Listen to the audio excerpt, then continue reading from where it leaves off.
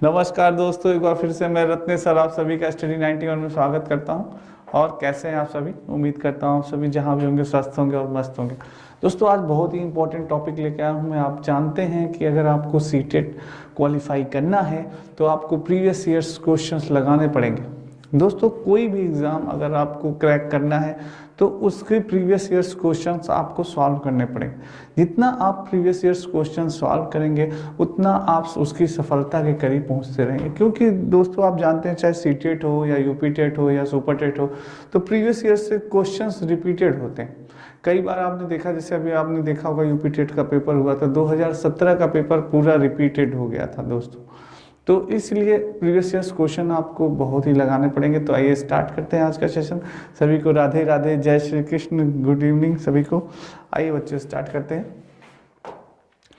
ये आपका महाबचत offer study 91 super TET, UP TET, UGC NET, SSC GD का दोस्तों महाबचत ऑफर है। सुपर टेट का 1699 रुपये में, यूपी टेट का आपका 900 रुपये में, यूजीसी नेट का आपका 900 रुपये में, एसएससी जीडी आपकी दोस्तों 699 रुपये में। ये बैच है, महाबचत ऑफर चल रहा है इस समय स्टडी 91 में, तो सभी लोग ज्वाइन करें। आइए दोस्तों, बालक का विकास किन क्षेत्रों में बटा है? पहला क्वेश्चन है कि आपका बालक का विकास किन क्षेत्रों में बटा है दोस्तों?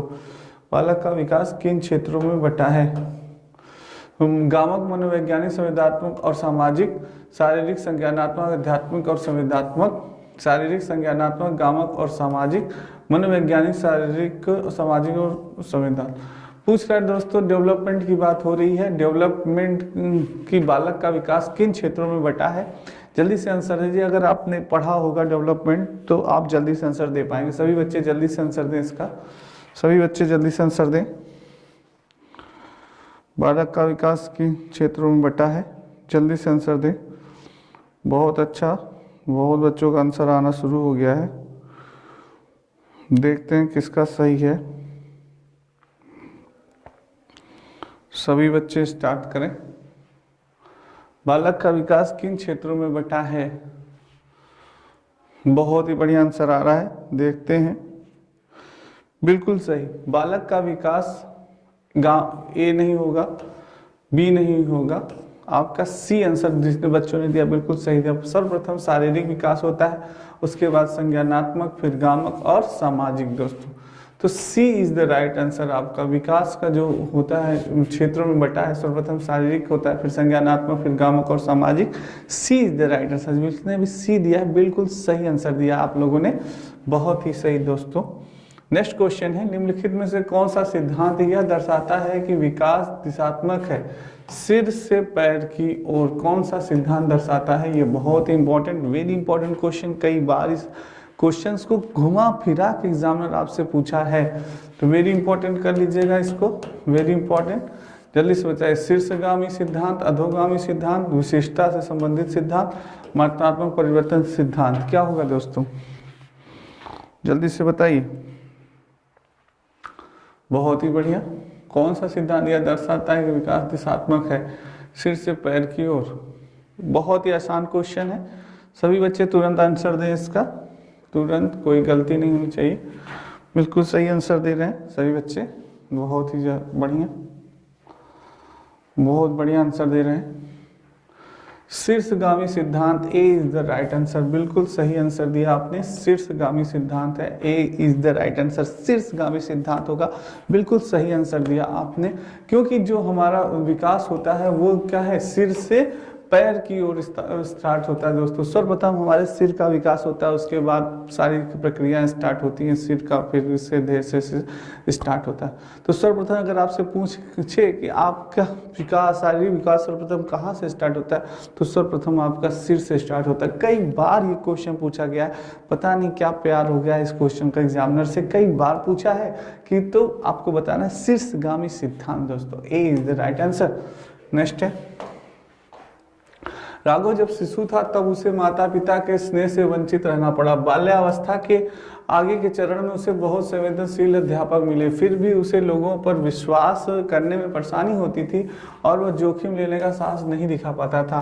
राघव के विषय में विकास का कौन सा मुद्दा एकदम स्पष्ट रूप से वर्णित होता है? वेरी इंपॉर्टेंट दोस्तों, ये सारे क्वेश्चन दोस्तों सी टेट 2021 में आपसे पूछे गए क्वेश्चन है, सारे सी टेट 2021 से पूछे गए क्वेश्चन है। निरंतर अद्वितीयता का मुद्दा, आरंभिकवाद के अनुभव का मुद्दा, प्रकृति पालन पोषण का मुद्दा, एक रूपता व व्यक्तिगता का मुद्दा। क्या होगा दोस्तों? जल्दी से आंसर दें, बहुत ही इंपॉर्टेंट क्वेश्चन है, जल्दी से आंसर दें, सभी बच्चे जल्दी से आंसर दें।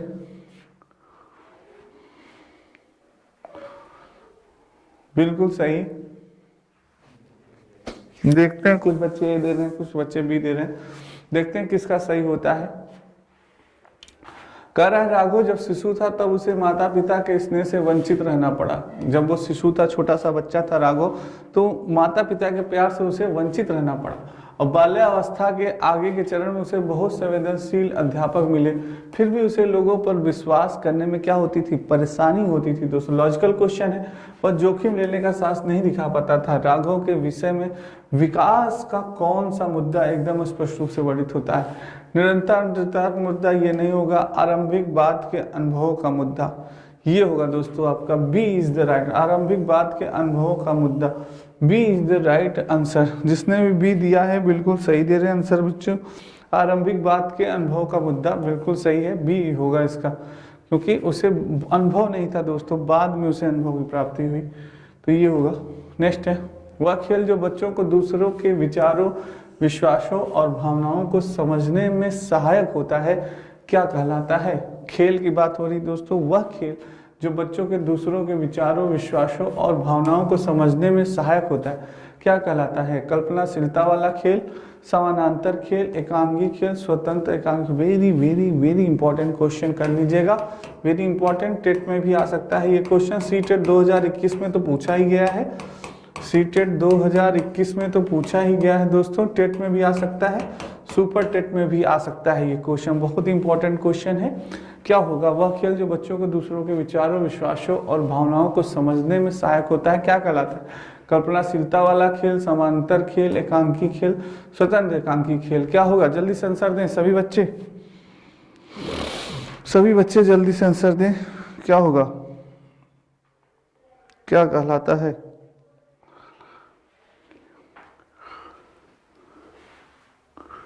बहुत सही आंसर दे रहे हैं सभी लोग, जो बच्चे आंसर दे रहे हैं बिल्कुल सही दे रहे हैं, बहुत सही आंसर,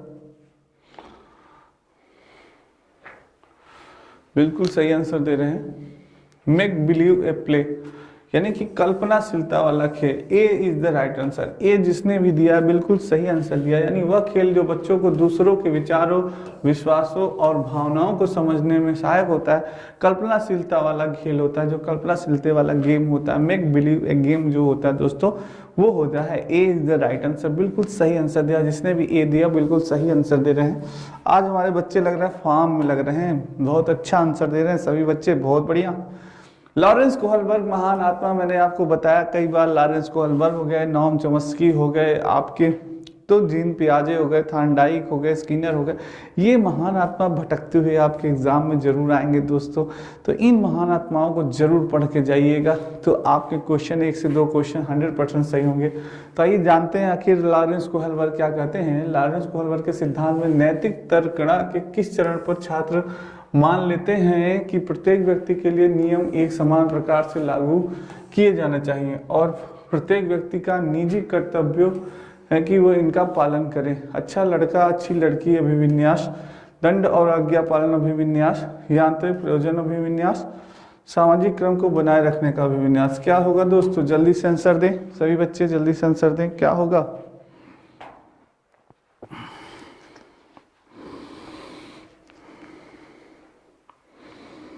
जल्दी से आंसर दें, बिल्कुल सही आंसर दे रहे हैं, बहुत ही अच्छा, बहुत ही अच्छा। कह रहा है लॉरेंस कोहलबर्ग के सिद्धांत में नैतिक तर्कणा के किस चरण पर छात्र मान लेते हैं कि प्रत्येक व्यक्ति के लिए नियम एक समान प्रकार से लागू किए जाने चाहिए और प्रत्येक व्यक्ति का निजी कर्तव्य है कि वे इनका पालन करें दोस्तों। अच्छा लड़का अच्छा लड़की विन्यास नहीं होगा, दंड और आज्ञा विन्यास नहीं होगा, प्रयोजन अभिव्यक्ति नहीं होगा, सामाजिक क्रम को बनाए रखने का अभिविन्यास। D is the right answer. D जिसने भी दिया है बिल्कुल सही आंसर दिया है, डी होगा बच्चों इसका। बहुत ही अच्छा आंसर दिया। नेक्स्ट डी होगा। नेक्स्ट है दोस्तों, अपने लंबे मगर कम चौड़े गिलास में नींबू पानी के स्तर की ओर इशारा करते हुए सारा अपनी बहन को चिढ़ाती है कि उनके पिताजी ने उसे ज्यादा नींबू पानी दिया है। अच्छा, जैसे कभी होता है ना, बड़ी बहन को ज्यादा खाना मिल जाए, छोटी बहन को कम, तो चिढ़ाती है, देखो मुझे खाना ज्यादा मिला है। हाँ वही बात है, नींबू पानी ज्यादा मिल गया उसको, उस सारा को। उसकी बहन किसी भी तरह की प्रतिक्रिया नहीं देती है, उसे कोई फर्क नहीं पड़ता, चलो भाई ज्यादा मिल गया, लगता है अच्छी बहन थी, क्योंकि उसने पिता को उसके गिलास से सारा के गिलास में नींबू पानी डालते हुए देखा है और वह जानती है कि दोनों गिलासों में नींबू पानी की मात्रा एक समान है। वो जान रही है कि नींबू पानी की मात्रा एक समान। इस संदर्भ में सारा क्या प्रदर्शित करती है? केंद्रीकरण, जीववाद, क्रमबद्धता, वर्ग समावेशन। बहुत इंपॉर्टेंट क्वेश्चन, वेरी इंपॉर्टेंट। आपको मालूम ही है कि सीटेट 2021 के सारे क्वेश्चन हैं। सीटेट 2021 ऑनलाइन पेपर आया हुआ था, उसी का क्वेश्चन है दोस्तों। ये टेट में भी आ सकता है, आपके सुपर टेट में भी आने की संभावना है, और स्वयं जो सीटेट पेपर होने वाला है इसमें भी आ सकता है ये क्वेश्चन। बहुत अच्छा क्वेश्चन है दोस्तों, जल्दी से आंसर दें। लॉजिक इसका बहुत अच्छा है। क्या होगा? केंद्रीकरण होगा, जीववाद होगा, क्रमबद्धता होगा, या वर्ग समावेशन होगा? जल्दी से बताएं दोस्तों, जल्दी से इसका आंसर दें सभी बच्चे। क्या होगा?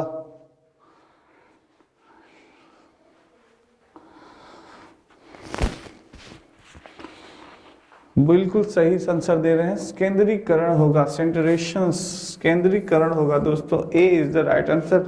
जिसने भी ए आंसर दिया है बिल्कुल सही दिया आपने, ए होगा, केंद्रीकरण होगा दोस्तों।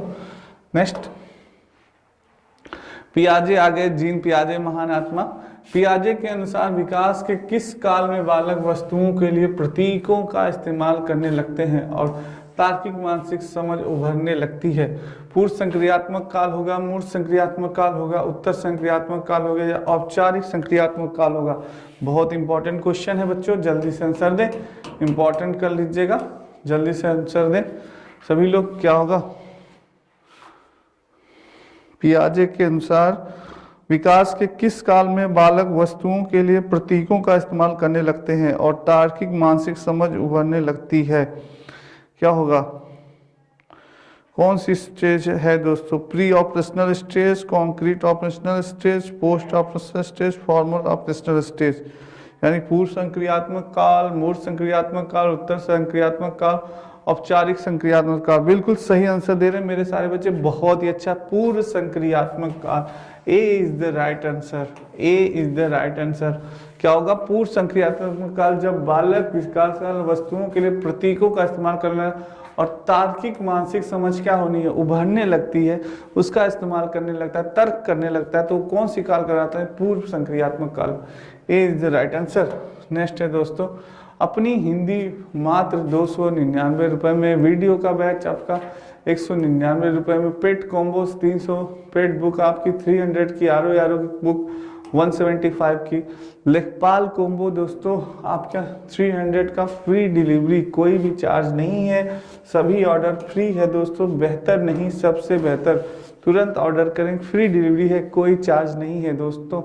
बहुत ही अच्छी पुस्तक है, बहुत ही सारी पुस्तकें बहुत ही इंपॉर्टेंट है आपके लिए। कंपटीशन नितिन सर के द्वारा लिखी गई। अगर इस पुस्तकों को मंगवाने में आपको कोई दिक्कत या परेशानी, तो इस नंबर पे आप सभी कॉल कर सकते हैं दोस्तों। चलिए,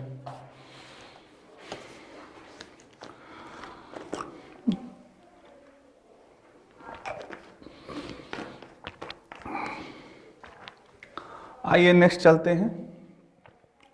नेक्स्ट क्वेश्चन है, अमल एक पहेली के टुकड़े को ठीक से लगाने की कोशिश कर रहा है, लेकिन वो सही जगह पर सही हिस्सों को फिट करने के लिए संघर्ष करता है। कैसे, क्या, क्यों के रूप में उसकी माँ उसे संकेत प्रदान करती है? लेव वाइगोत्स्की, देखा ना, महान आत्मा आ गई आपकी, लेव वाइगोत्स्की। लेव वाइगोत्स्की को कि सीखने के सिद्धांत के अनुसार सीखने की यह प्रक्रिया क्या करेगी? यह प्रक्रिया क्या करेगी? बच्चे को अप्रेरित करेगी, उसे आक्रामक बना देगी, अधिगम के लिए पहाड़ का काम करेगी, सीखने में मदद नहीं करेगी। क्या होगा दोस्तों, जल्दी से आंसर दें।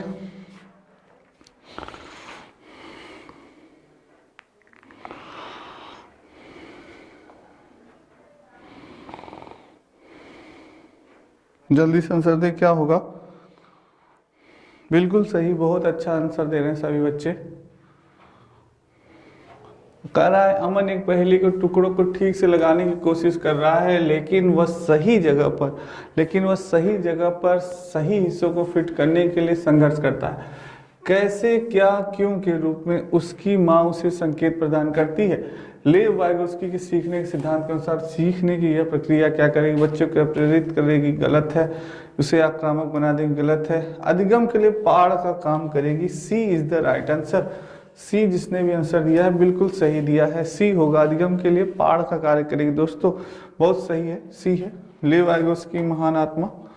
वाइगोस्की के सिद्धांत सहायक खोज किसमें सहायक है, वेरी इंपॉर्टेंट दोस्तों। संज्ञानात्मक द्वंद्व में, सहपाठी सहयोग में, उत्प्रेरक प्रतिक्रिया, सहचर में, पुनर्बलन में, जिसमें होगा। जल्दी से आंसर दें सारे बच्चे, किसमें होगा। वाइगोस्की बहुत इंपॉर्टेंट है। सहायक खोज किसमें सहायक है।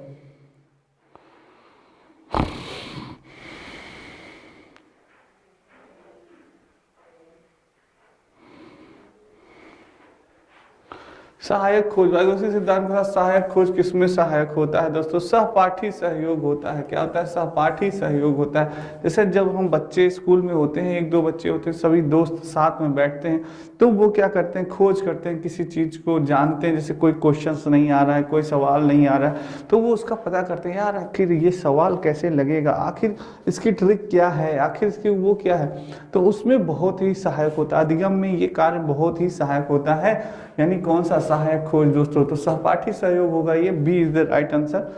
जिन बच्चों ने दिया बिल्कुल सही दिया। हार्वर्ड गार्डनर के बहुआयामी बुद्धि का सिद्धांत, यानी बुद्धि के बहुआयामी बुद्धि का सिद्धांत किसने दिया था, हार्वर्ड गार्डनर ने दिया था। एक क्वेश्चन आपका तैयार हो गया। हार्वर्ड गार्डनर के बहुआयामी बुद्धि के सिद्धांत के अनुसार निम्नलिखित में से किसका प्रयोग दृष्टिगत जगत को सही तरह से अनुभव करने की योग्यता और अपने आरंभिक अनुभव में परिवर्तन लाने की योग्यता के लिए किया गया है। शारीरिक गतिबोधक बुद्धि, स्थानिक बुद्धि, तार्किक गणितीय गणन बुद्धि, अंतः व्यक्तित्व बुद्धि। क्या होगा, जल्दी से बच्चों आंसर दें, क्या होगा इसका। जल्दी से आंसर दें। हार्वर्ड गार्डनर के बहुआयामी बुद्धि के सिद्धांत के अनुसार निम्नलिखित में से किसका प्रयोग दृष्टिगत अनुसार निम्नलिखित में से किसका प्रयोग दृष्टिगत जगत के सही उत्तर से अनुभव करने की योग्यता और अपने आरंभिक में परिवर्तन लाने की योग्यता के लिए किया गया है। जल्दी से बताएं। बिल्कुल सही आंसर दे रहे हैं। शारीरिक गतिविधि बुद्धि नहीं होगा दोस्तों, स्थानिक बुद्धि, B is the right answer. जिसने भी बी दिया है बिल्कुल सही आंसर दिया है, बहुत सही। आज फॉर्म में लग रहे हैं बच्चे, बिल्कुल सही, इस बार सीटेट पार। नेक्स्ट है आपका, हेतल घर में गुजराती बोलती है और इस भाषा को पढ़ने और लिखने में उसका प्रवाह है। उसके विद्यालय में निर्देश का माध्यम हिंदी है, वह यह भाषा नहीं जानती है। राष्ट्रीय शिक्षा नीति 2020 यानी नेशनल एजुकेशन पॉलिसी 2020 बहुत इंपॉर्टेंट है दोस्तों। राष्ट्रीय शिक्षा नीति 2020 के अनुसार इस स्थिति में विद्यालय को क्या करना चाहिए। हेतल को विद्यालय में सिर्फ हिंदी बोलने के लिए कहना चाहिए। बहुभाषावाद की संस्कृति सृजित करने के लिए सभी बच्चों को एक दूसरों की मातृभाषा का सम्मान करने के लिए कहना चाहिए। अध्यापकों को हेतल से कहना चाहिए कि उसने जो कुछ भी घर में सीखा है उसे भूल जाए। हेतल को उस अनुभाग में भेज देना चाहिए जिसमें निर्देश का माध्यम अंग्रेजी है दोस्तों। क्या होगा, जल्दी से आंसर दें तभी बच्चे, जल्दी से आंसर दे दोस्तों। बहुत ही अच्छा आंसर दे रहे हैं सभी लोग। क्या होगा,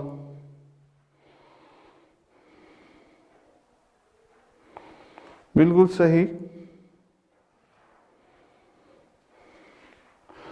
बिल्कुल सही बी आंसर जिसने भी दिया बिल्कुल सही दिया। बहुभाषावाद की संस्कृति सृजित करने के लिए सभी बच्चों को एक दूसरों की मातृभाषा का क्या करना चाहिए, सम्मान करना चाहिए। सभी बच्चों को एक दूसरे की मातृभाषा का सम्मान करना चाहिए दोस्तों, के लिए कहना चाहिए। जैसे तभी आप सीखने में यानी अधिगम के कार्य में सहायक होगी। अपनी मातृभाषा, अगर अपनी मातृभाषा में लोग सीखते हैं या सिखाते हैं बच्चों को, तो बच्चों के अधिगम में वो बहुत ही सहायक होती है। वो अपनी मातृभाषा को सही ढंग से समझ सकते हैं दोस्तों, तो वो बहुत ही जल्दी सीखते हैं दोस्तों। तो ये बिल्कुल सही है, B is the right answer. Next है आपका gender. What is the gender? Gender क्या है दोस्तों? जन्म के समय निर्धारित होता है, अनुवांशिक विशेषताओं द्वारा पूर्व निर्धारित होता है, सामाजिक संरचनाओं द्वारा आरोपित होता है, एक आंतरिक गुण है। हलवा क्वेश्चन है, लड्डू क्वेश्चन है, बहुत ही इंपॉर्टेंट है, जल्दी से दे दीजिए। अगर आप दोस्तों सभी बच्चे अगर मेरी वीडियो आप देखते हैं, CDP बाई अगर सर्च करिएगा, CDP by Ratnesh sir, CDP by Ratnesh sir, CDP by Ratnesh sir, सारी वीडियो पढ़ी है, जेंडर इशू सारी वीडियो पढ़ी है, इस पे आपको क्रम से सारी वीडियो मिल जाएगी। जेंडर सोशलाइजेशंस का है, बहुत ही अच्छा, जल्दी से आंसर दें इसका। पढ़े होंगे आप तो क्लियर होगा दोस्तों। जेंडर कैसे निर्धारित होता है दोस्तों? बिल्कुल सही आंसर, सामाजिक संरचनाओं द्वारा आरोपित होता है। जेंडर क्या होता है? सामाजिक संरचनाओं द्वारा आरोपित होता है। सी इज द राइट आंसर, बिल्कुल सही आंसर दिया आपने। जन्म के समय नहीं निर्धारित होता है, जन्म के समय आनुवंशिक विशेषताओं द्वारा पूर्ण निर्धारित नहीं होता है, एक आंतरिक गुण भी नहीं होता है, ये समाज के द्वारा संरचनाओं द्वारा आरोपित होता है दोस्तों कि लड़कियों को ये कार्य करना चाहिए, लड़कियां ही खाना बना सकती हैं, लड़के खाना नहीं बना सकते, लड़कियां ही गुड़ियों से खेलती हैं, लड़के क्या कहते हैं क्रिकेट वॉलीबॉल खेलते हैं, लड़कियां नहीं खेल सकती, कि लड़के ही फौज में भर्ती हो सकते हैं, लड़कियां फौज में भर्ती नहीं। ये सब क्या है? ये जेंडर इशू है दोस्तों, जेंडर रूढ़िवादिता है। यही है, ये सामाजिक द्वारा, समाज के द्वारा, संरचनाओं द्वारा आरोपित होता है दोस्तों जेंडर। ठीक है, तो C is the right answer. Next है आपका अध्यापक के द्वारा आकलन और मूल्यांकन के विविध तरीकों का इस्तेमाल किया जाना चाहिए। दोस्तों बहुत इंपॉर्टेंट है आपका आकलन और मूल्यांकन, ये भी आप जाके देख सकते हैं मेरे प्ले लिस्ट में वीडियो में। आकलन और मूल्यांकन, मूल्यांकन का उद्देश्य अच्छा निष्पादन करने वाले विद्यार्थियों को शेष कक्षा से पृथक करना है। सही विकल्प चुने, ए और आर दोनों सही है और आर व्याख्या करता है एक ही। ए और आर दोनों सही है लेकिन आर सही व्याख्या नहीं है एक ही। ए सही है लेकिन आर गलत है। जल्दी से आंसर दें दोस्तों, क्या होगा? सभी बच्चे जल्दी से आंसर दें, क्या होगा बच्चों? अध्यापक के द्वारा आकलन मूल्यांकन विविध तरीकों का इस्तेमाल किया जाना चाहिए, क्या होगा? जल्दी से दें बच्चों आंसर।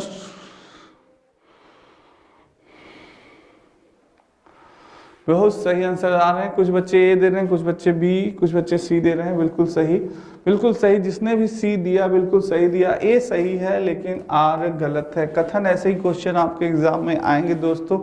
इसमें ए कह रहा है कि अध्यापक द्वारा आकलन मूल्यांकन के लिए विविध तरीकों का इस्तेमाल किया जाना चाहिए। किसी भी जो टीचर होता है दोस्तों, तो वो कई तरीकों का इस्तेमाल करता है बच्चे के आकलन के लिए, मूल्यांकन के लिए कई तरह के इस्तेमाल करता है, वो कई विभिन्न तरीकों का इस्तेमाल करता है। मूल्यांकन का उद्देश्य अच्छा निष्पादन करने वाले विद्यार्थियों को शेष कक्षा से पृथक करना नहीं, बिल्कुल ये उद्देश्य नहीं होता मूल्यांकन का। मूल्यांकन का और आकलन का उद्देश्य होता है कि आखिर बच्चे में क्या कमी रह गई, उसको किस प्रकार से हम दूर कर सकें। उसको जानना होता है कि अरे यार ये मैथ में कर दो, चलो ठीक है इसको हम अच्छे से सुधार कर सकें। टीचर का मेन ये उद्देश्य होता है दोस्तों कि उसमें क्या कमी रह गई, आखिर जो हम पढ़ा रहे हैं बच्चे को समझ में आ रहा है कि नहीं आ रहा है, ये सब सारी चीज़ें मूल्यांकन का उद्देश्य होता है। ऐसा नहीं है कि उसे निष्पादन करना, विद्यार्थियों को शेष कक्षा से पृथक करना, नहीं। ऐसे नहीं कि भाई मूल्यांकन किया गड़बड़ लग रहा है तो उसको कक्षा से अलग कर दे, ऐसा नहीं होता। तो तर्क आर गलत है आपका। नेक्स्ट से निम्नलिखित में से क्या प्रगतिशील कक्षा की विशेषता नहीं है? प्रगतिशील कक्षा दोस्तों बहुत इंपॉर्टेंट है। प्रोग्रेसिव क्लासरूम, प्रोग्रेसिव क्लासरूम क्या होता है? बच्चों की सक्रिय रूप से सहभागिता, लचीला समूह गठन, गतिशील अध्यापक, दंड और पुरस्कार का प्रयोग, क्या होगा? जल्दी से आंसर दें बच्चों। विशेषता नहीं है, विशेषता नहीं है दोस्तों, पूछ रहा है विशेषता नहीं है, निगेटिव पूछ रहा है दोस्तों, ध्यान दीजिएगा। निगेटिव पूछ रहा है क्वेश्चन, निगेटिव पूछ रहा है, ध्यान दीजिएगा।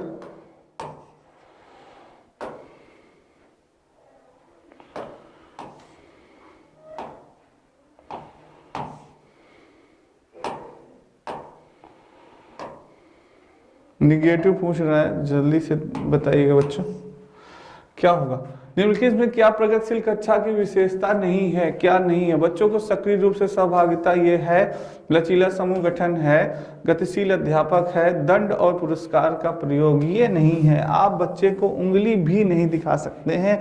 National education policy 2020, NEP 2020, NCF 2005, NCF 2005 और RT एक्ट 2009, इन सब के अकॉर्डिंग आप बच्चे को उंगली तक नहीं दिखा सकते दोस्तों। ये दंड और पुरस्कार के प्रति बिल्कुल नहीं, इन्होंने विरोध किया है। दंड और पुरस्कार का प्रयोग नहीं करना चाहिए, बच्चे को स्वयं करके सीखना चाहिए। लर्निंग बाय डूइंग दोस्तों इसका उद्देश्य दिया है, तो ये नहीं होगा।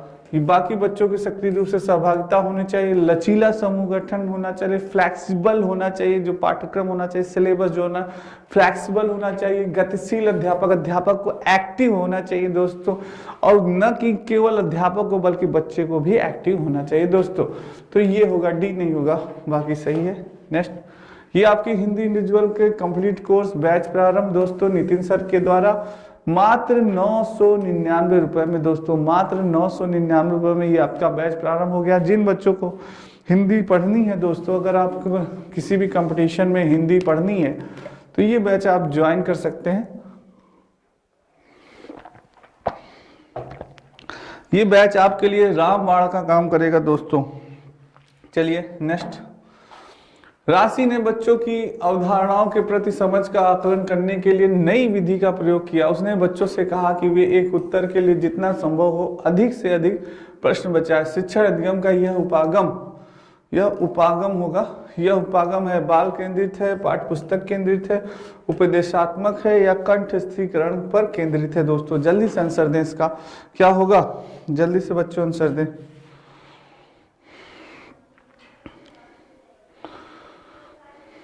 राशि ने क्या होगा दोस्तों, जल्दी बताएं।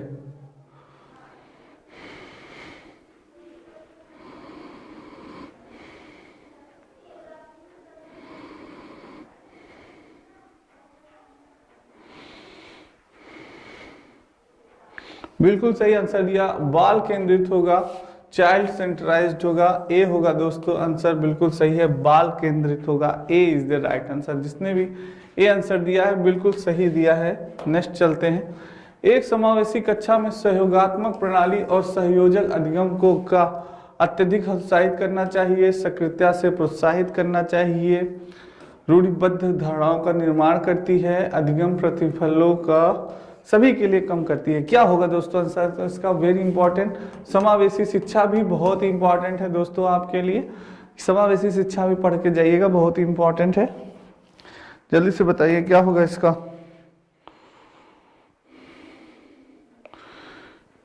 इंक्लूसिव क्लासरूम, समावेशी शिक्षा।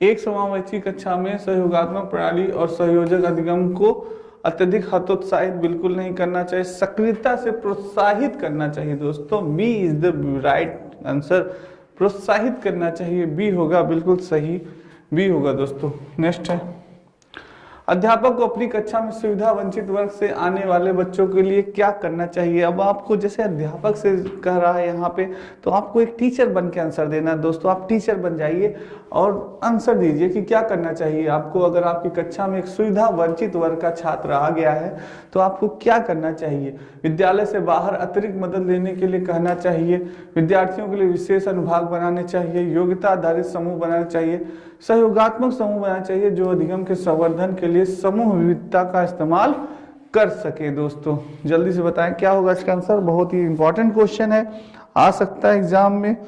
बिल्कुल सही आंसर दे रहे हैं सभी बच्चे, आंसर आना स्टार्ट हो गया, बहुत सही आंसर दे रहे हैं। देखते हैं किसका सही है। बहुत सही, बिल्कुल बच्चों। अध्यापक को अपनी कक्षा में सुविधा वंचित वर्ग से आने वाले बच्चों के लिए क्या करना चाहिए? सहयोगात्मक समूह बनाने चाहिए, अधिगम के संवर्धन के लिए समूह विविधता का इस्तेमाल कर सके, ऐसा वो करना चाहिए। डी जिसने भी दिया है आंसर बिल्कुल सही आंसर दिया है, D is the right answer दोस्तों। नेक्स्ट है आपका, एक विद्यार्थी जिसे ADHD अवधान नीति अतिक्रियाशील विकार है को समावेशित करने के लिए कौन सी कक्षा प्रभावशाली है? उच्च संरचना कक्षा जहाँ मुख्यतः शिक्षण मौके उद्देश्य से होता है, कक्षा जहाँ लचीली समय सारणी और बैठने की व्यवस्था हो और विद्यार्थी अपनी रुचि अनुसार स्वयं कार्य करते हैं, कक्षा जहाँ पे विद्यार्थी पूरे समय निर्धारित सीट पर बैठते हैं, कक्षा जहाँ अध्यापक उच्च चिंतन स्तरीय कार्य जटिल उद्देश्यों द्वारा देता है। क्या होगा दोस्तों, जल्दी से आंसर दें।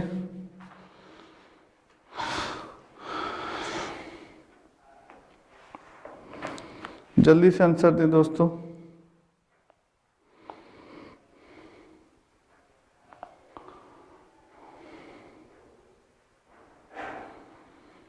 बिल्कुल सही आंसर दिया, कक्षा जहां लचीली समय सारणी, बिल्कुल से दोस्तों भी, कक्षा जहां लचीली समय सारणी और बैठने की व्यवस्था है और विद्यार्थी अपनी रुचि अनुसार स्वयं कार्य करते हैं। B is the right answer, बिल्कुल सही दिया, B is the right answer दोस्तों। नेक्स्ट है आपका, एक नवीन परिस्थिति में दूसरों की तुलना में अधिक अपसारी चिंतन करने वाले व्यक्ति की बुद्धि का वर्गीकरण क्या है? अंतर व्यक्तित्व बुद्धि है, व्यवहारिक बुद्धि है, सृजनात्मक बुद्धि है, प्रकृतिवादी बुद्धि है। क्या होगा दोस्तों, जल्दी से आंसर दें। 19 का जल्दी से आंसर दें।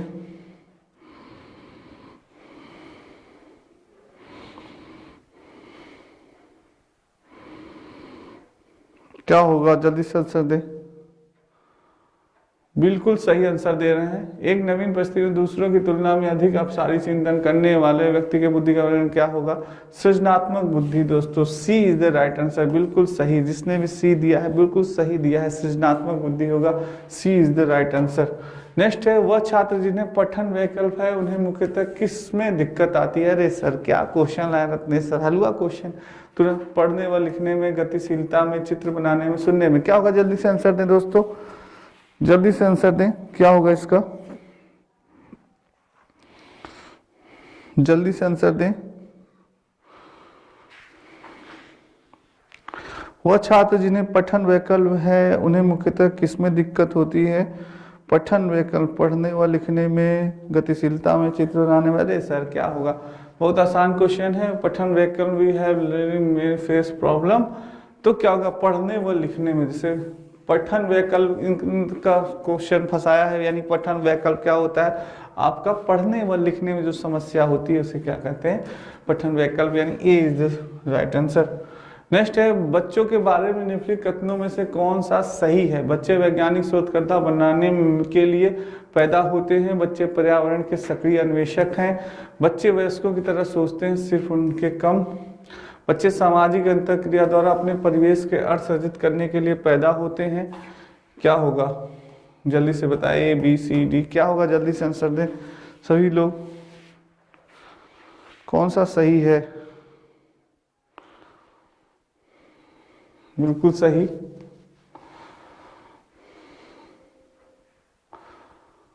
कौन सा सही है? बिल्कुल सही,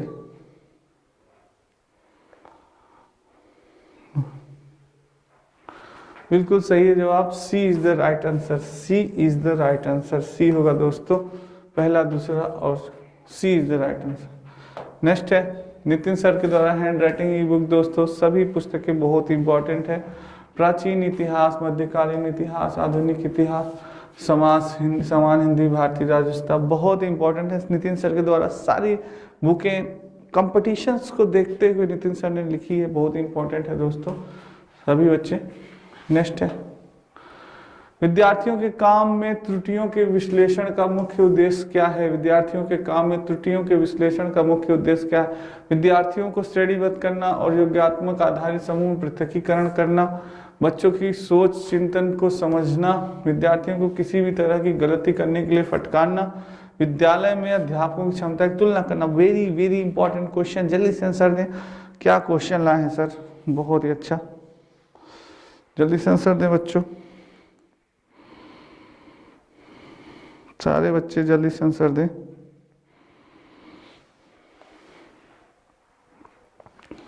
विद्यार्थियों के काम में त्रुटियों के विश्लेषण का मुख्य उद्देश्य क्या है दोस्तों? त्रुटियों के विश्लेषण का मुख्य उद्देश्य क्या है? त्रुटियों के विश्लेषण का मुख्य उद्देश्य क्या है दोस्तों? विद्यार्थियों को श्रेणीबद्ध करना और योग्यता आधारित समूह में पृथकीकरण करना, ये नहीं होगा। बच्चों की सोच चिंतन को समझना, जब हम उनके बच्चों की सोच को समझेंगे, वो क्या सोच रहे हैं, क्या चिंतन कर रहे हैं, तब हम उनकी त्रुटियों को विश्लेषण का यही मुख्य उद्देश्य होता है कि आखिर कहाँ गलती हो रही है, बच्चे ने क्यों गलती की, क्या रीजन है। तो B is the right answer दोस्तों, बिल्कुल सही। नेक्स्ट है, अधिगम किसके द्वारा प्रभावित होता है। Very important, learning. अधिगम यानी लर्निंग की बात करें, लर्निंग किसके द्वारा प्रभावित होता है। मनोवैज्ञानिकों कारकों से, सामाजिक सांस्कृतिक कारकों से, अध्यापक से संबंधित कारकों से, किससे होता है। जल्दी से आंसर दें दोस्तों, अधिगम किसके द्वारा प्रभावित होता है।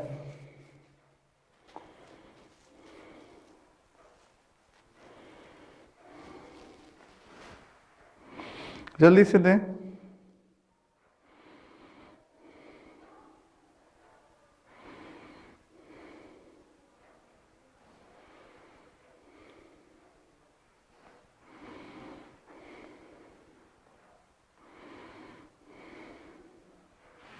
बिल्कुल सही आंसर दे रहे हैं। अधिगम किसके द्वारा प्रभावित होता है दोस्तों, बिल्कुल सही, मनोवैज्ञानिकों कारकों से, सामाजिक सांस्कृतिक कारकों से, अध्यापकों से, सभी से होता है, यानी पहला, दूसरा, तीसरा, सी इज द राइट आंसर। बिल्कुल सही आंसर दे रहे हैं बच्चों। अधिगम यानी जो हम सीखते हैं, तो हम मनोवैज्ञानिकों कारकों से भी सीखते हैं, समाज से भी सीखते हैं, अध्यापक के द्वारा भी सीखते हैं। तो ये चीजें हैं, तीनों होगा दोस्तों, बहुत ही बढ़िया आंसर। नेक्स्ट है, कक्षा में विद्यार्थियों को त्योहार का साझा करने का अवसर देना और उसके आधार पर सूचना निर्मित करने को बढ़ावा देना किसका उदाहरण है दोस्तों। व्यवहारवाद का, प्रत्यक्ष निर्देशन का, सामाजिक संरचनावाद का, पाठ्य पुस्तक आधारित अध्यापन का, किसका है। जल्दी से बताएं।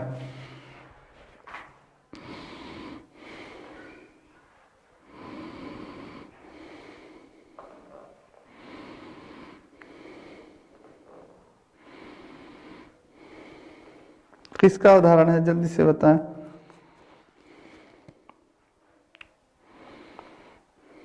बिल्कुल सही आंसर दे रहे हैं, सामाजिक संरचनावाद, C is the right answer दोस्तों। सामाजिक संरचनावाद, C is the right answer. बिल्कुल सही दिया आपने आंसर, सामाजिक संरचनावाद, C is the right answer.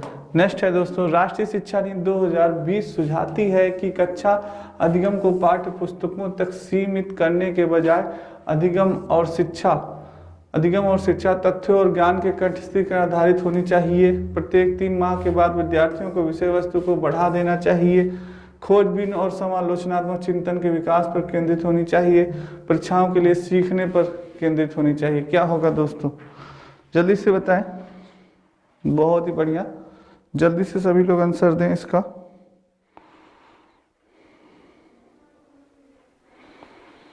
जल्दी से आंसर दें बच्चों, क्या होगा।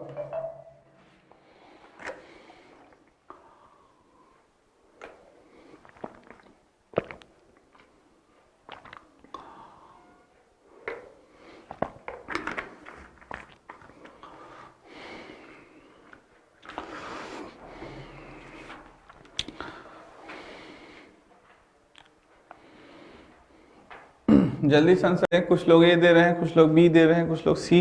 जल्दी से दें, आखिर देखते हैं किसका सही होता है दोस्तों। जल्दी से आंसर दें। कह रहा है कि राष्ट्रीय शिक्षा नीति 2020 सुझाती है कि कक्षा अधिगम को पाठ्य पुस्तकों तक सीमित करने के बजाय अधिगम और शिक्षा क्या होनी चाहिए, तथ्यों और ज्ञान के कंठ से आधारित होनी चाहिए। प्रत्येक 3 माह के बाद विद्यार्थियों की विषय वस्तु को बढ़ा देना चाहिए और खोजबीन और समालोचना के चिंतक विकास पर केंद्रित होनी चाहिए। परीक्षाओं के लिए सीखने पर केंद्रित होनी चाहिए। क्या होगा आंसर। बहुत बढ़िया आंसर दे रहे हैं, कुछ बच्चे ए दे रहे हैं, कुछ बच्चे बी। बिल्कुल सी, जिसने भी दिया बिल्कुल सही दिया।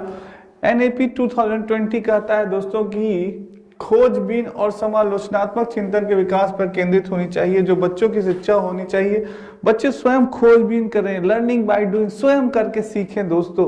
तो नेशनल एजुकेशन पॉलिसी ये कहते हैं जब आप खोजेंगे किसी चीज का, जैसे ये होता है जब आप कोई क्वेश्चन कोई लगाते हैं और जब आप उस क्वेश्चन में फंस जाते हैं, फिर आप उसके सोचते हैं, खोजते हैं कि आखिर यार ये क्वेश्चन कैसे सॉल्व होगा। तो जब वो उस क्वेश्चंस का जब आपको सोल्यूशन मिलता है दोस्तों, तो वो सोल्यूशन हमेशा आपके दिमाग में रहता है, क्योंकि आपने उस पर मेहनत की, आपने उसको खोजा, आपने उसको ढूंढा, तब वो जाके मिला आपको दोस्तों। तो जब जो चीज़ मेहनत से मिलती है तो वो बहुत ही मूल्यवान होती है, आप जानते ही हैं। तो वो चीज़ है, तो जब आपने खोजते हैं दोस्तों, चिंतन करते हैं, मनन करते हैं, तो वो चीज़ें आप कभी भी नहीं भूलते हैं। तो उसी तरह से कहा कि NEP 2020 कहती है बच्चों को स्वयं करके सीखना चाहिए, खोजबीन और समालोचनात्मक चिंतन के विकास पर केंद्रित होनी चाहिए। जो उनकी शिक्षा होनी चाहिए, जो अधिगम होना चाहिए, वो ऐसा होना चाहिए। बालक को इसी प्रकार से सिखाना चाहिए टीचर को कि स्वयं क्वेश्चन सॉल्व करे, एक्सपेरिमेंट करे, स्वयं करे, बेटा इसको तुम करो, इसको बनाओ, क्वेश्चन करो। तो C is the right answer दोस्तों, बिल्कुल सही आंसर दिया है। जिसने भी आंसर दिया है बिल्कुल सही आंसर दिया। तो दोस्तों आज का सेशन आपको कैसा लगा, कमेंट बॉक्स में कमेंट जरूर करिएगा, बहुत ही इंपॉर्टेंट है। जैसे अगर आपको दोस्तों सी-टेट निकालना है, यूपी-टेट निकालना है, सुपर-टेट निकालना है, तो previous years questions very important दोस्तों। आपको प्रीवियस ईयर्स क्वेश्चंस प्रैक्टिस करते रहना है दोस्तों, और अपने दिमाग में इससे ये होता है दोस्तों कि जैसे जैसे आप प्रीवियस ईयर्स क्वेश्चन सॉल्व करते हैं तो आपके क्वेश्चंस बैंक तैयार होते हैं दोस्तों। अब जैसे मान लीजिए आज आपने 25 क्वेश्चन सॉल्व किए, अब 25 क्वेश्चंस में अगर आपको 20 भी क्वेश्चन याद हैं दोस्तों, तो ये बहुत है। ऐसे ही आप डेली कर रहे हैं 20, आज 20 कर रहे हैं, कल फिर 20 करेंगे, 25 करेंगे, 25 25 50, 25 या 75, 25 का 100, ऐसे क्वेश्चन बैंक आपका बढ़ता चला जा रहा है। तो ये नॉलेज आपकी यानी बढ़ती जा रही है, और आपको मालूम है कि सी-टेट हो गया, यूपी-टेट हो गया, सुपर-टेट रिपीटेड क्वेश्चन जरूर उठाते हैं दोस्तों। तो जैसे 2021 में ये सब सारे क्वेश्चन पूछे गए, आपके ऑनलाइन के ये सारे क्वेश्चन पूछे गए हैं, तो ये आपसे फिर आपके एग्जाम में हो सकता है कि इसी प्रैक्टिस सेट से आपके एग्जाम में आ जाए क्वेश्चन। तो इसलिए दोस्तों पूरा फोकस, पूरे ध्यान के साथ फिर से लगाइए। जिस क्वेश्चन में कंफ्यूजन है फिर से देखिए कि हाँ इसका आंसर क्या होगा। वीडियो को बार बार आप रिपीट कर सकते हैं। तो ये है दोस्तों, ठीक है, मेहनत करिए दोस्तों, और इस बार सी-टेट जरूर पार होगा। सभी को इस बार राधे राधे, जय श्री कृष्ण, जय हिंद दोस्तों, ठीक है।